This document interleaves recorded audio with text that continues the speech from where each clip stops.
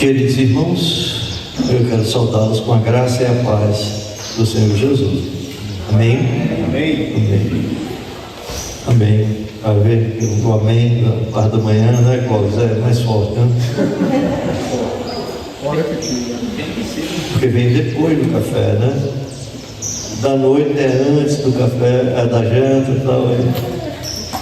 E aí, vamos fazer uma verificação de aprendizagem. Quantas palestras já fizemos? 3.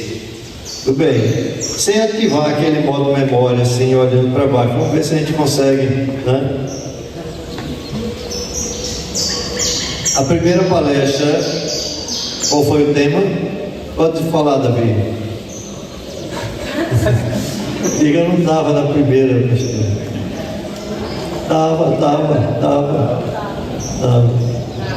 Salmo 26, né? Sim. Salmo 26, a integridade da transmissão. É o tema. Saiu bem. Saiu bem, né?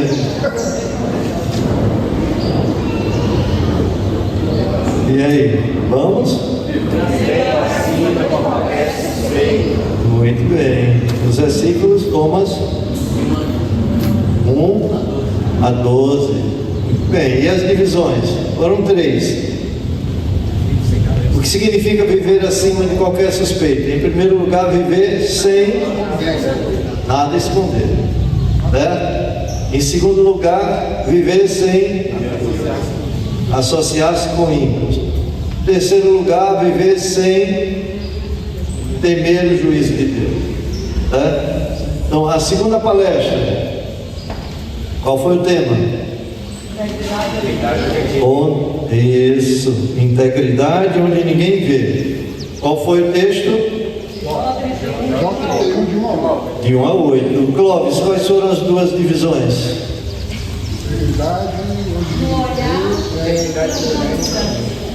Muito bem. Integridade no olhar, integridade no caminhar. E a terceira palestra, qual foi, Elaine? Na hora que você responder a sua, Integridade. agora redima ela aí. Integridade que governa a vida cristã. Integridade que governa a vida cristã. Quais foram os 2 pontos, Clóvis? Agora é lei. Vamos. Deus governa o secreto, exerce a autoridade. Deus governa o quê? O coração e o exercício da autoridade. Muito bem. E agora, qual é o tema da quarta palestra? Quando Deus observa o coração. Isso é fácil de gravar, né? Quando Deus observa o coração. Jó 31, 16 a 23. Gravou, dona Meire? Qual é o tema da palestra de hoje? O tema. Muito bem. Quando Deus observa o coração. Quando Deus observa o coração. Vamos lá, 16 a 23. Diz assim a palavra do Senhor: se retive o que os pobres desejavam, ou fiz desfalecer os olhos da viúva, ou se sozinho comi o meu bocado, e o órfão dele não participou? Porque desde a minha mocidade cresceu comigo, como se lhe fora o pai, e desde o ventre da minha mãe fui o guia da viúva. Se a alguém vir perecer por falta de roupa, e ao necessitar por não ter coberta, se os meus lombos não me abençoaram, se os seus lombos não me abençoaram, se ele não se aquentava com a lã dos meus cordeiros, se eu me levantei se eu levantei a mão contra o órfão, por me ver apoiado pelos juízes da porta, então caia a omoplata do meu ombro e seja arrancado o meu braço da articulação, porque o castigo de Deus seria para mim um assombro, e eu não poderia enfrentar a sua majestade. Vamos orar? Senhor Deus Todo-Poderoso, nos colocamos diante de Ti, reconhecendo Tua grandeza, Tua santidade e majestade. Rogamos que o Teu Espírito abra os nossos olhos para enxergar a verdade, que os nossos corações estejam prontos para ouvir e refletir, e cada palavra que for proclamada venha de Ti, como assim diz o Senhor, e não da nossa sabedoria ou vaidade, que possamos compreender como observas cada ação, cada omissão e cada escolha, e que a Tua palavra nos leve a viver com integridade, compaixão e temor de Ti. Abre, Senhor, as nossas mentes, toca nossas almas e nos prepara para receber o que Tens para cada um de nós. Assim oramos, em nome de Jesus. Amém. Irmãos, vamos imaginar? A gente tem que ler imaginando. Imagine duas cenas. Primeira, uma mesa com pão. Grave bem isso, uma mesa com pão. A segunda cena, um portão com juízes. Na mesa decide-se quem vai comer. No portão decide-se quem vai sobreviver. E o texto de hoje nos lembra que Deus observa as duas coisas: a mesa e o portão. Ele vê a mão que reparte e vê a mão que fecha. Ele vê a mão que protege e a mão que fere.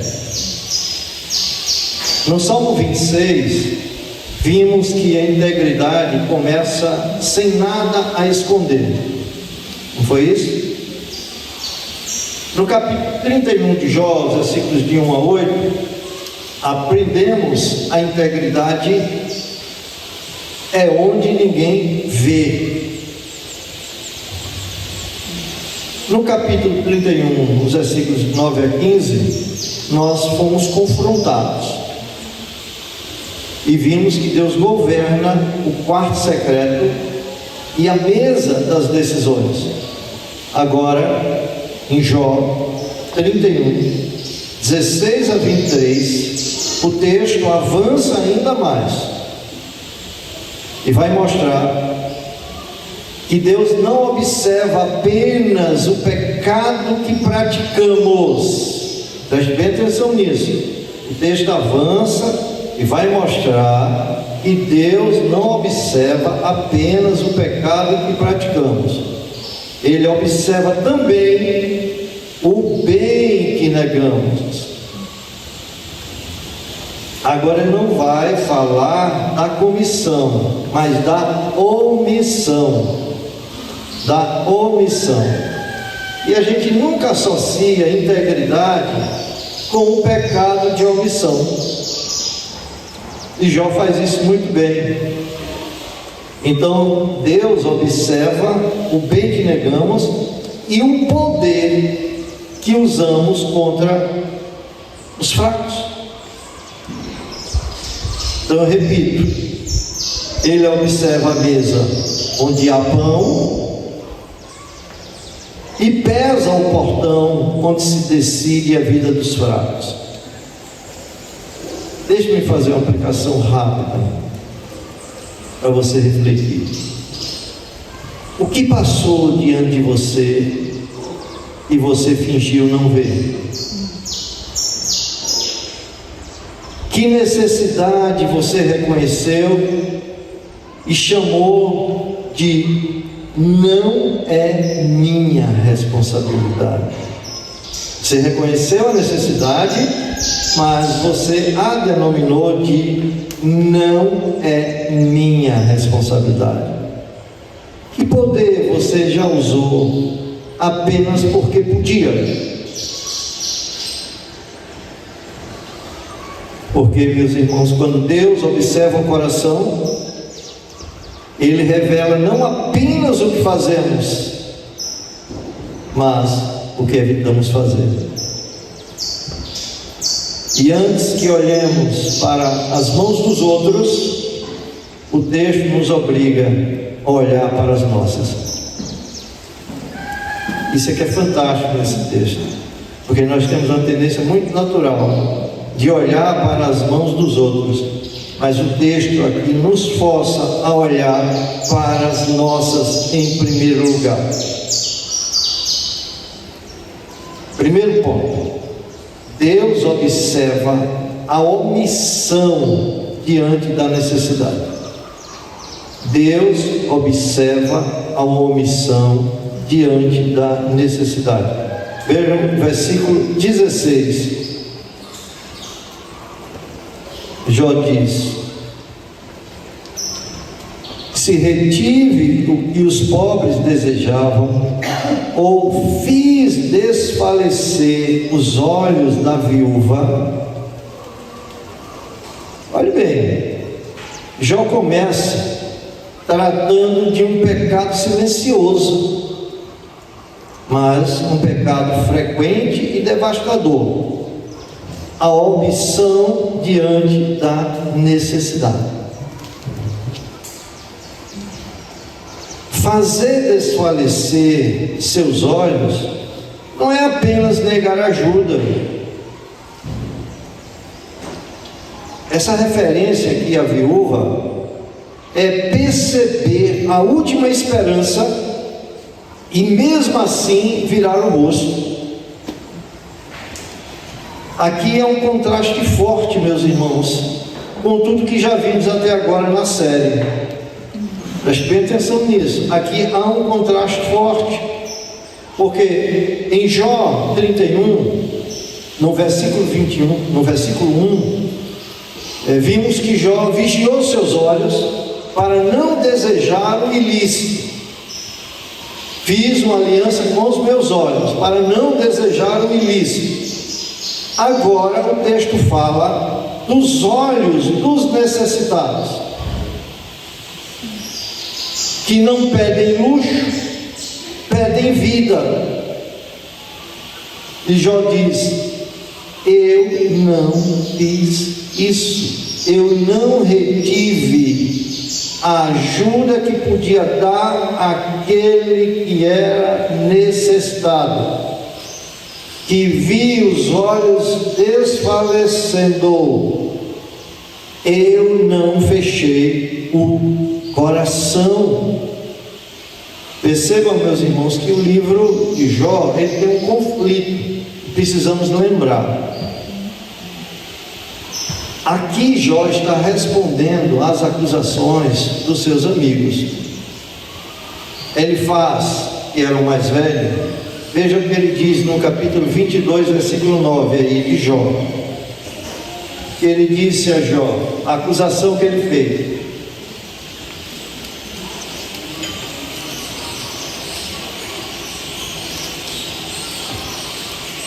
ele diz assim, acusando Jó, dizendo que tudo aquilo que estava acontecendo com ele era consequência do seu viver sem integridade. E se vocês perceberem, o livro de Jó gira nesse aspecto aí da integridade, desde o primeiro momento. Deus chama Satanás e diz: olha, viu o meu servo Jó, como ele é íntegro? E Satanás diz: ele não é íntegro. Ele não é íntegro, ele é falso. E depois, vencido, nas provações que Deus permitiu que ele trouxesse a vida de Jó, ele vai usar os amigos de Jó. E veja, vou citar apenas, ele faz aqui, versículo 9, a acusação que ele faz, 22:9. As viúvas despediste de mãos vazias. Diz: Jó, você é muito rico, próspero, mas é avarento, ganancioso. As viúvas que chegaram lá na sua casa, você despediu a todas elas de mãos vazias. Isto é, sem que seus desejos fossem aliviados. E os braços dos órfãos foram quebrados. Isto é, Jó usurpou os bens dos órfãos, tirou tudo o que eles confiavam. Jó se aproveitou dos fracos e roubou-lhe os bens. O sentido é esse. E agora Jó está se defendendo no capítulo 31, fazendo um juramento diante do tribunal de Deus, trazendo maldição sobre si mesmo. E aí ele está dizendo: se eu vi os olhos das viúvas desfalecendo e não socorri, daqui a pouco você vai ver que ele vai trazer uma imprecação sobre si mesmo. Então, Jó aqui, ele recorre no capítulo 31 a um tribunal mais alto, que é o tribunal de Deus. Porque na Escritura, meus irmãos, Deus levanta a sua voz com força especial em favor dos órfãos e viúvas. A título de exemplo, nós lemos ontem na devocional, Êxodo 22, e eu vou repetir os versículos 22 a 24, que diz assim: o que a lei determinava: nenhuma viúva nem órfão afligirei. Se de algum modo os afligirdes, e eles clamarem a mim, eu lhes ouvirei o clamor, e a minha ira se acenderá, e vos matarei à espada. Vossas mulheres ficarão viúvas. Proporcionalidade do pecado, né? O tipo de pecado que vocês cometeram, deixando desfalecer as viúvas, matando as viúvas por não ajudá-las, não dar comida. Eu vou matar vocês, e as suas esposas ficarão viúvas, e os vossos filhos órfãos, e os vossos filhos órfãos. Deus se coloca publicamente como defensor dos indefesos. Desde a lei, Deus deixou claro: quem perverte o direito do órfão e da viúva atrai sobre si a maldição do Senhor. Está lá em Deuteronômio, capítulo 27, versículo 19. É por isso que Jó vai fazer o seu juramento solene e vai imprecar sobre si mesmo. E tu, Senhor, que conhece o coração, porque os seus amigos não viviam com Jó, eles não sabiam, eles não tinham nem conhecimento de como era a vida de Jó, eles moravam distantes, muito distantes.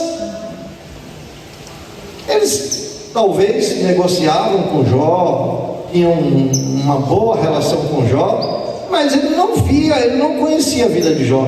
Eles apenas associam tudo que Jó está passando como uma maldição que Deus está trazendo por Jó estar vivendo sem integridade. E um dos aspectos dessa falta de integridade é a omissão de Jó em amparar as viúvas e os órfãos. É por isso, meus irmãos, que os amigos de Jó interpretam suas calamidades como juízo proporcional. Jó, você está recebendo um juízo proporcional ao mal que você faz. Eles imaginam que Jó está colhendo sem misericórdia, porque não semeou misericórdia, como diz Tiago no capítulo 2, versículo 13. Diz que quem não semeia misericórdia vai colher também sem misericórdia. Mas eles estavam errados. Jó não era um homem egoísta, nem ganancioso. A sua casa era rica, é bem verdade, muito rica. Eu imagino uma grande casa com grande número de servos, mas a sua casa era uma casa aberta para todos, um lugar de abundância para os necessitados. Olha o que Jó diz, volte agora para o capítulo 31. Jó em sua defesa aqui, viu? Versículo 17. Ele diz agora: se sozinho comi o meu bocado e o órfão dele não participou. Então observe, irmãos, a integridade aqui não é não roubei. A integridade aqui é não comi sozinho. Não comi sozinho. Há pessoas que nunca fariam grande mal, mas convivem tranquilamente com pequenos egoísmos diários, fechando os olhos para a realidade que está ao seu redor. A mesa de Jó não era um lugar de isolamento, mas de comunhão. Todos que ali chegassem sentavam à mesa de Jó. O órfão não vivia de sobras. O que Jó comia, eles comiam. Eles participavam do melhor que havia na mesa de Jó. Não é, faça um pratinho aí do pior, da sobra de ontem. Não, que Jó comia, eles comiam. Jó não se sentava à mesa sem se preocupar com a fome de um órfão. Olha, naquela época você não tinha hospedarias. Quando um viajante chegava numa cidade daquela, eles ficavam na praça, sujeito a frio. Se alguém não lhe desse o abrigo, a hospitalidade, eles ficavam nessa condição. Sabe o que Jó fazia? Mandava seus empregados recolher essas pessoas que estavam na praça, trazer para a sua casa, dava-lhes um bom banho, uma roupa aquecida, comida quentinha e uma boa cama.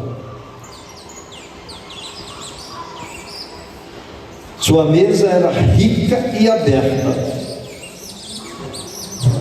e toda a fartura de Jó, meus irmãos, se transformava em responsabilidade. Isso precisamos entender. Deus nos abençoa, mas ao nos abençoar com a prosperidade, consigo vem a responsabilidade. Deus nos abençoa para abençoar outros.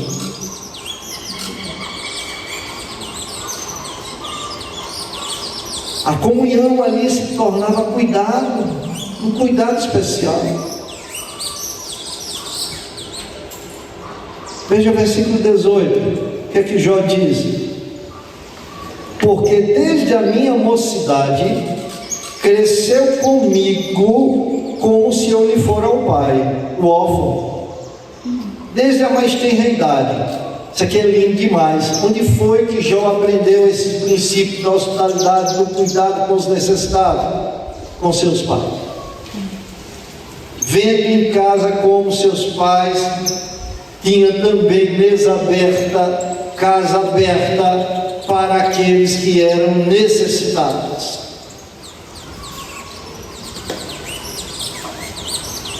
E desde o ventre da minha mãe, ele usa uma figura aqui muito forte, né? Para expressar. Ele quer mostrar desde a mais tenra idade, assim que cresciam os dentes, no nosso linguajar, desde o ventre da minha mãe, fui o guia da viúva. Que coisa bonita. Jó, já pequenininho ali, já dava atenção na sua casa às viúvas, aos órfãos. Desde cedo assumiu um compromisso pessoal e duradouro. E Jó agora já é um homem idoso, quando ele está testemunhando isso, e nunca deixou o caminho que aprendeu. Que importância tem um bom exemplo de liberalidade dos pais. Ele assumiu esse caminho, esse compromisso pessoal e duradouro com os necessitados. Ele não apenas ajudava pontualmente, mas diz que cuidava como pai ele cuidava, e guiava como protetor. A riqueza para Jó não era um fim, mas uma oportunidade de servir. Meus irmãos, é isso que devemos olhar. Qualquer que seja a prosperidade que Deus nos dá. E aqui não precisamos ter a riqueza que Jó tinha. Qualquer prosperidade, qualquer melhora de vida, né, qualquer condiçãozinha melhor que Deus nos dá, em termos de um aumento salarial, uma melhor condição, é Ele nos oferecendo, acima de tudo, uma oportunidade para servir. Amém. Não viver pensando só em satisfazer os nossos anseios egoístas. Amém. Como crianças, amontoando bens, quando tantos ao nosso redor. E não precisamos ir muito longe não, basta a gente olhar para a nossa família, olhar que tem necessitados, olhar principalmente para a igreja, quantos nossos irmãos necessitados que poderíamos ajudar, e até a própria igreja com as suas necessidades. E nunca falta, meus irmãos, quando fazemos isso, porque Deus nos cumula de mais bem, de mais bem, de mais bem, para servirmos mais, para servirmos mais, para servirmos mais. Veja o versículo 19. Se a alguém vir perecer aqui é morrer, por falta de roupa, e morria mesmo naquela época, por conta do frio, ali era uma região muito fria, em certo período do ano, e ao necessitado por não ter coberta, olha, eu acho interessante mesmo, porque Jó sai da cena da mesa e agora nos conduz à imagem da roupa. E aqui não se trata de luxo, mas de sobrevivência. Os rebanhos de Jó não aqueciam apenas sua família, mas também os pobres. Ele nunca fechou os olhos enquanto homens tremiam de frio. Versículo 20. Se os seus lombos aqui é a expressão de todo o corpo, não me abençoaram, olha que coisa maravilhosa, sempre que agimos com gratidão a Deus, no exercício da misericórdia com outros, de volta recebemos a bênção dessas pessoas. A gratidão que muitas vezes é expressa em oração. Aquelas pessoas oram por você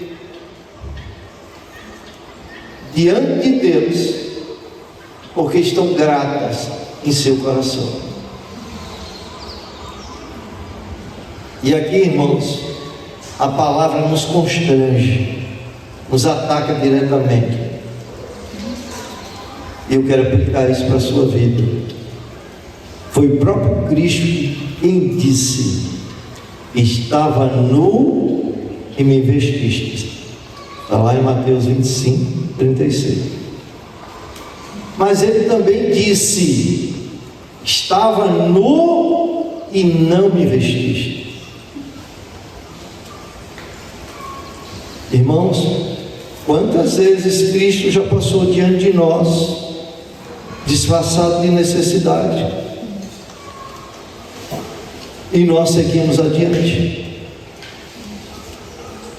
E nós seguimos adiante. Quantas vezes vimos, avaliamos e concluímos: não é minha responsabilidade. Não é minha responsabilidade. Quantas vezes tínhamos pão, mas comemos sozinhos? Quantas vezes tínhamos lã, e aqui para o nosso contexto podemos traduzir dinheiro, mas chamamos de planejamento e deixamos expostos ali na poupança, cada vez mais sendo amontoado, porque estamos planejando o nosso futuro. Porque não passa de uma preservação egoísta. Nosso futuro está nas mãos de Deus, na dependência de Deus. Estamos aqui de passagem, irmãos, de passagem. Logo, logo vamos embora. Logo, logo vamos embora. E o texto aqui é muito forte, porque ele nos obriga a reconhecer algo desconfortável. A omissão raramente parece maldade. Raramente parece maldade. Ela quase sempre parece prudência. Ela se veste de organização, de agenda cheia, de prioridades mais importantes. Mas diante de Deus, a pergunta não será: você roubou? Não será essa a pergunta. A pergunta será: você reteve? Você reteve? Meus irmãos, a retenção é algo do homem natural. Olha, é bem apropriado olharmos para a figura do nosso nascimento. Como é que nós nascemos? Nascemos assim, com as mãozinhas fechadas, já tentando segurar alguma coisa neste mundo. Mas como é que nós morremos? Com as mãos espalmadas, comprovando que nada trouxemos para aqui e nada daqui podemos levar. E nada daqui podemos levar. Então a pergunta será: você reteve? Eu olho, por exemplo, para a parábola do rico e do Lázaro. O rico foi parar no inferno, não porque era rico, não porque o texto diz que ele adulterou, que ele roubou, que ele matou. Não, porque todos os dias, por que ele vai para lá? Todos os dias fazia o seu banquete, ignorando aquela necessidade que estava no portão da sua casa. E era impossível que ele passasse por ali e não visse Lázaro. Além do que, ele era um judeu, e o judeu tinha por obrigação de ajudar o seu irmão necessitado. E ele fechou os olhos.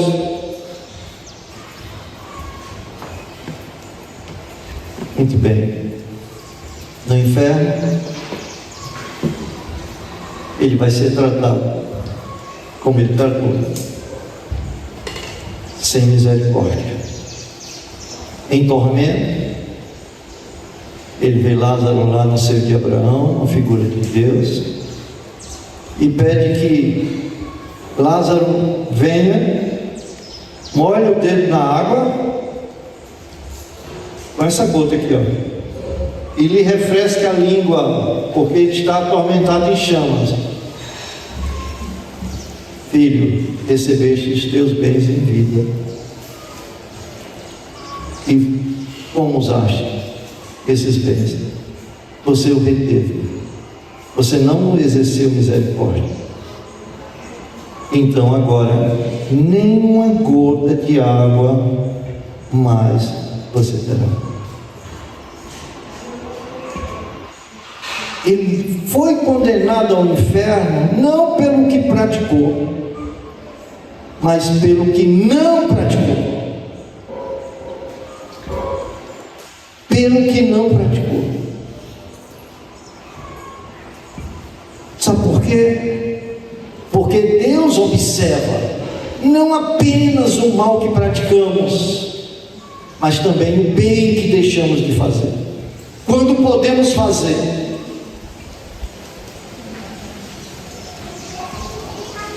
onde está ao nosso alcance fazer.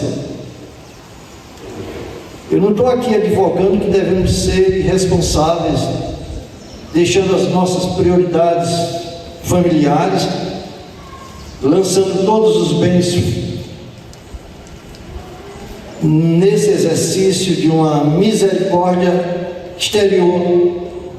Não, mas mesmo suprido nas nossas necessidades, o pouco que nos sobra, poderíamos sim fazer muitas coisas, ajudar muitas pessoas. Com facilidade hoje nós gastamos R$100, R$150 comendo uma pizza.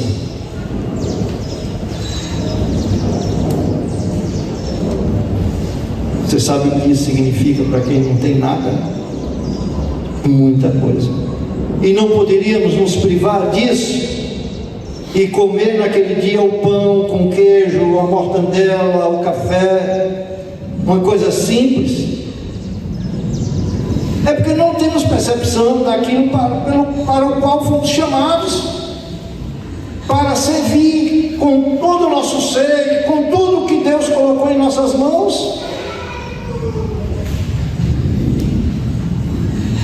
Aqui está o ponto, meus irmãos, que deve nos fazer tremer. É que o coração que aprende a reter, escuta isso, o coração que aprende a reter, logo aprende a ferir, ele fica insensível demais. A omissão de hoje é a violência de amanhã. E é por isso, meus irmãos, que Deus, na sua providência, nos traz a um retiro como esse. Você não está aqui por acaso. Aqui está quem Deus gostaria que estivesse. A providência de Deus guiou todas as coisas. E Ele nos traz aqui exatamente para quebrar a indiferença, antes que ela se transforme em opressão. Então, irmãos, quando Deus observa o coração, Ele vê se a mesa é altar ou é trincheira. Se é altar ou é trincheira. Ele vê se fartura produz gratidão ou produz isolamento. E antes que o texto avance para a mão que fere, ele nos pergunta: sua mesa tem espaço? Seu orçamento tem misericórdia? Por que não calculamos no nosso orçamento uma ajuda a alguém necessitado? Seu tempo tem compaixão? Ou suas prioridades não deixam o exercício da compaixão? Porque integridade, meus irmãos, não é apenas evitar grandes pecados, é não se tornar indiferente. É não se tornar indiferente. Porque quando Deus pesa o coração, Ele pesa o que fizemos e o que poderíamos ter feito. Se somos honestos, irmãos, nenhum de nós sai daqui ileso. Talvez você nunca tenha oprimido um órfão, mas já ignorou necessidades claras. Talvez você nunca tenha ferido com violência, mas se protegeu com indiferença. E aqui está o que o texto nos mostra. O problema não começa na mão que fere, começa no coração que se fecha. E logo, logo, ele vai para a mão que fere. Começa na mesa que deixa de ser comunhão. E a mesa aqui é uma figura, uma metáfora. E passa a ser proteção. Olha, eu quero te dizer uma coisa. Se tudo que você tem ouvido aqui agora lhe constrange, é porque Jó é maior do que você. Você se sente envergonhado diante do exemplo de Jó. Mas ainda assim, Jó não é maior do que Cristo. Porque houve um que nunca reteve o bem, nunca comeu sozinho, nunca ignorou um clamor, nunca tratou a necessidade como incômodo. Ele viu muitas multidões famintas e multiplicou o pão. Ele viu cegos e não desviou os olhos. Ele viu pecadores e não os tratou como descartáveis. E no fim,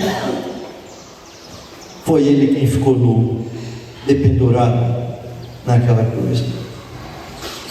E ficou nu para nos vestir com sua justiça. Foi ele quem foi excluído da mesa para nos dar lugar no banquete. Se hoje o texto revela nossas omissões, eu quero te dizer, não é para lhe esmagar, mas para lhe conduzir àquele que pode transformar um coração fechado em um coração generoso. Porque integridade não nasce apenas do esforço, nasce de um coração governado pela graça. E quando o coração se acostuma a negar o bem, ele começa a endurecer. E quando endurece, não demora a usar força contra o fraco. É por isso que o texto avança. Deus observa a mão que ajuda e a mão que fere. Em segundo e último lugar, Deus observa o abuso diante da fragilidade. Versículo 21.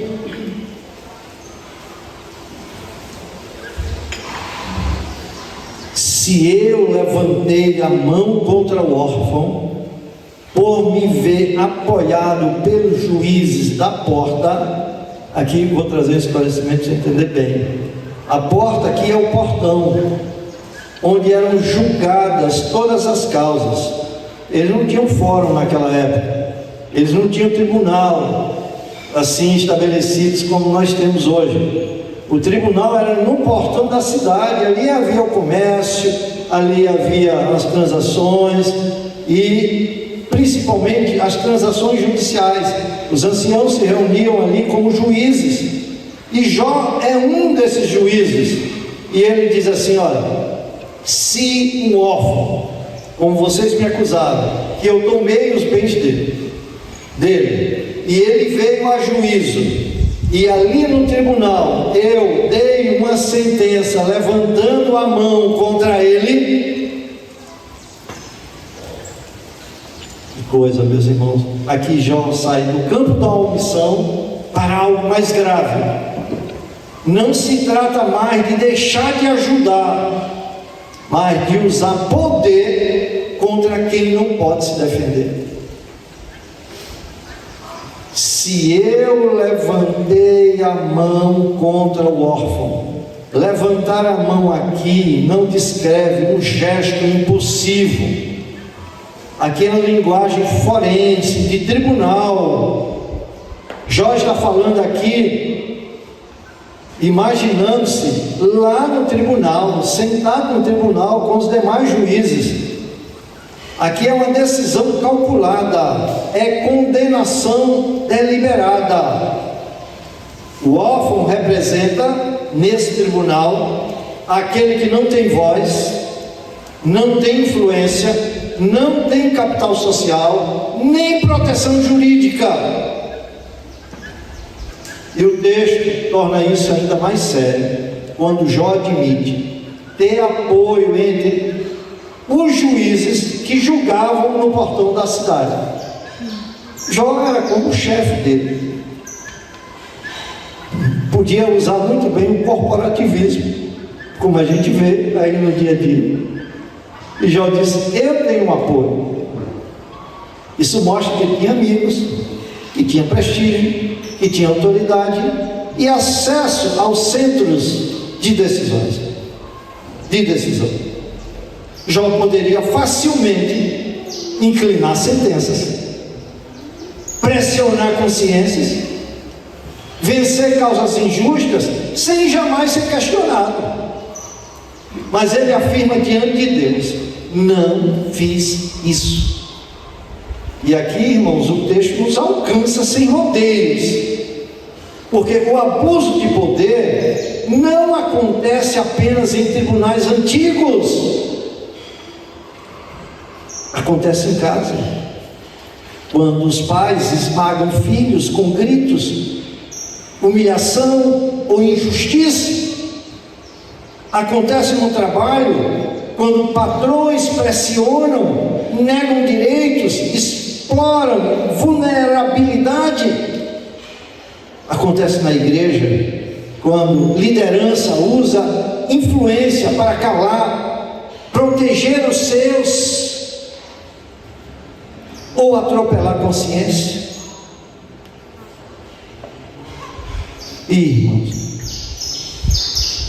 muitas injustiças não nascem de um ato explícito de violência, mas de decisões tomadas em salas fechadas, de caneta na mão, de votos silenciosos, de omissões cúmplices, em nome da paz ou da ordem.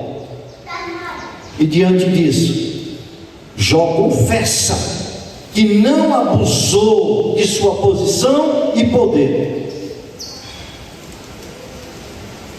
E se o que ele dizia não correspondesse à realidade dos fatos, ele está dizendo diante de Deus, que Deus conhecia, os amigos não conheciam a vida de Jó. Deus conhecia o secreto de Jó, conhecia o coração de Jó. E ele está dizendo que se o que ele dizia não correspondesse à realidade dos fatos, se ele não tivesse sido o protetor deles, um juiz justo e defensor dos fracos, então ele desejava que seu corpo sofresse súbita desfiguração. Veja o versículo 22. Então caia a omoplata do meu ombro. Por que ele não pede da perna, do pé, da cabeça, do pulmão? Não, ele pede que a omoplata do ombro caia. O braço que apoiou sua mão erguida quando levantou-se num voto contra o órfão. O juiz é sempre proporcional ao tipo de pecado que cometemos. E seja arrancado meu braço da articulação. Jó invoca sobre si uma maldição proporcional. A mão que se levantasse contra o fraco mereceria ser quebrada. O braço que aplicasse sentença injusta mereceria perder a força. Jó tem consciência que nenhuma posição social, nenhuma rede de influência, nenhum sistema religioso é capaz de impedir o juízo de Deus. E ele diz: por que isso? No versículo 23, ele diz por quê? Porque o castigo de Deus para mim seria para mim um assombro, uma calamidade, e eu não poderia enfrentar a sua majestade. Eu não poderia enfrentar a majestade do Todo-Poderoso. Aqui está a razão final para Jó não ter praticado violência contra os indefesos. É que eu vou me apresentar diante do tribunal de Deus, e eu não poderia enfrentar a sua majestade. O castigo dele para mim será uma grande calamidade, e todos os meus recursos não poderão amenizar em nada o castigo de Deus, nem impedir que ele me castigue. Aqui a razão, meus irmãos, para Jó não ter sido omisso e insensível com os necessitados, é que Jó temia a majestade do juiz do céu, mais do que qualquer tribunal da terra. Aqui está a razão, aqui está a raiz da integridade de Jó nesse trecho. Temor de Deus. Temor de Deus. Ele não temia perder prestígio, ele não temia a retaliação dos homens, ele temia a majestade do Senhor. Então, não vou dar uma sentença injusta acompanhando os meus colegas, porque eu temo perder o prestígio, porque eu temo a retaliação deles. Não, eu ajo de acordo com a minha consciência, ajo de acordo com aquilo que está revelado para mim, pelo próprio Deus, e eu ajo de acordo com o temor que eu tenho de Deus, e não dos homens. Ele sabia que os olhos de Deus estavam sobre ele, e que Deus é o vingador dos órfãos e da viúva. E agora eu te pergunto, com temor e tremor, para quem depende de você, a sua autoridade tem sido abrigo ou medo? Tem sido serviço ou ego? Então ouça, você pode esconder de pessoas, pode manipular a narrativa, pode vencer no portão, mas não será capaz de enfrentar a majestade de Deus. Irmãos, nada pode humilhar tanto uma mente piedosa do que a consciência da majestade santa de Deus. É fácil contemplar sua bondade, é fácil contemplar sua misericórdia, difícil é encarar sua santidade e justiça, sabendo que pecamos diante dele. Quem pode suportar ser levado à presença do juiz de toda a terra? É por isso que Jó não se atreve a provocar o Senhor com qualquer impiedade ou injustiça. A provocar. Quando cometemos qualquer impiedade ou injustiça, estamos provocando o defensor dos fracos. A consciência de estar diante de Deus refreou sua mão antes que qualquer abuso fosse cometido. Como seria bom se, exaltado, nós nos dirigíssemos a uma pessoa para humilhá-la no exercício do nosso poder, da nossa autoridade, e no meio do caminho nos lembrasse: Deus está aqui,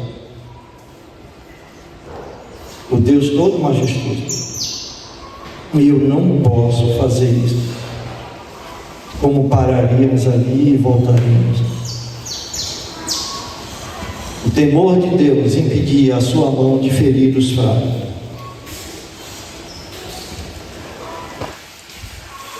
Essa é a integridade de Jó. E ainda assim, ele sofre como culpado.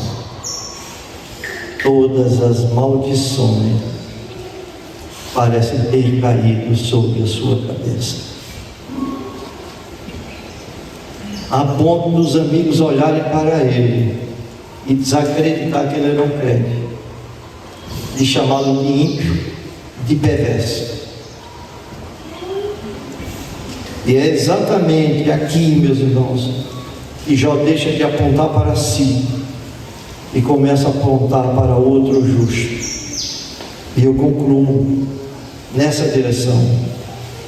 Irmãos, há algo profundamente perturbador nesse juramento de Jó. Ele afirma ter socorrido o fraco, refreado a mão, temido a Deus, e ainda assim sofre como culpado.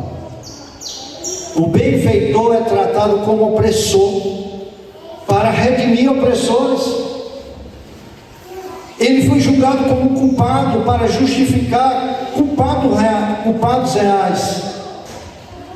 O justo é suspeito e parece ter quebrado o braço. Entretanto, Deus declara: ele conserva a sua integridade, mesmo depois de tudo que veio sobre ele. Que Jó conservou foi sua integridade. Meus irmãos, uma coisa é você ser íntegro quando tudo está bem, outra coisa é a integridade debaixo de grandes provações, provocações, injúrias, mentiras e tudo, e você permanecer íntegro, conservando ali a sua integridade, na ciência de que Deus conhece seu coração, que Deus está presente, que eu não posso agir como eles agem, que eu não posso desejar o mal a eles, porque eles me desejaram mal e até mesmo fizeram mal. Aqui Jó aponta para algo maior do que ele mesmo. Jó aponta para um justo acusado, um inocente tratado como culpado, um homem fiel entregue ao juízo sem causa. Quando Deus diz: Satanás, tu me incitaste para afligir Jó sem causa. Aqui está apontando para aquele que foi afligido sem causa. Aí você vê como o Antigo Testamento aponta no todo para Cristo. Jó é o tipo de Cristo. Isso nos conduz a Ele. Cristo foi cercado por falsas testemunhas, foi julgado por tribunais corrompidos, mas diferente de Jó, Cristo não apenas sofreu injustamente, Ele assumiu voluntariamente o lugar dos injustos. É aqui que Cristo é maior do que Jó, e Ele não abriu a sua boca para reclamar, como Jó fez. Na cruz, o braço do justo foi estendido, não para ferir o fraco, mas para ser ferido por ser culpado como nós. Ele foi tratado como opressor para redimir opressores. Ele foi julgado como culpado para justificar culpados reais. Por isso, meu irmão e minha irmã, quando sua integridade for questionada, e vai ser, pode ter certeza, porque a grande luta de Satanás é questionar a sua integridade para você desfalecer na sua fé, na sua confiança diante de Deus. Quando sua integridade for questionada, quando sua fidelidade não for reconhecida, quando sua obediência parecer não valer nada, olhe para Cristo. E se hoje você percebeu omissão, ou abuso, ou dureza, especialmente com quem depende de você, não negocie com Deus, não maquie a situação, não empurre, com a barriga. Corra para Cristo, porque Ele perdoa, Ele limpa e Ele assume o governo da vida inteira. Amém. Deus observa a mão que ajuda e a mão que fere. Que o Espírito Santo lhe faça temer a majestade do Senhor, amar a sua misericórdia de verdade, para a glória de Cristo. Amém. Amém. Amém. Vamos orar.